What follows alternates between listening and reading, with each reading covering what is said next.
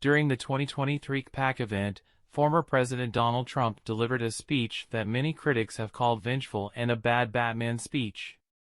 Conservative commentator Charlie Sykes, however, thinks that the address was an attempt to intimidate prosecutors that are wiping their feet on the welcome mat of an indictment.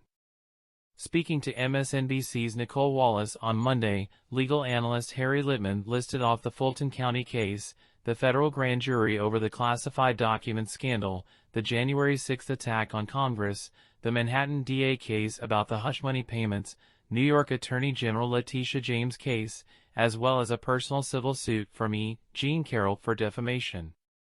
This is the reason Sykes believes that Trump's speech was so angry and fierce. I want to go back to Peter's, Strzok's point, how his use of the word retribution is intended in real time to threaten and intimidate prosecutors and opponents, said Sykes. This, I think, is a case that needs to be made here, that he is intending to use his candidacy as a cudgel to obstruct justice and to cow his opponents. And I think that needs to be underlined, that there were so many things in that speech that, I think, get lost because we've gotten tired, maybe normalize him. I think you need to highlight not only what he is saying in these speeches very clearly but what the meaning is. What signals he is sending. What his motivations are.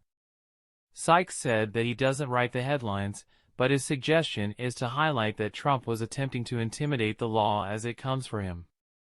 Lay it out what he is doing, how he is using the language of mob bosses, but then again, and not in a back room at a pool hall, Sykes said, making the image of a mob boss.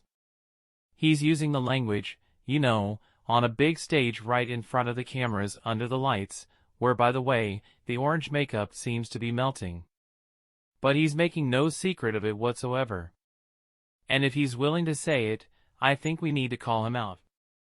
I think there's a certain amount of exhaustion and normalization in the coverage because, in that speech, he's praising Vladimir Putin, basically promising to end the war.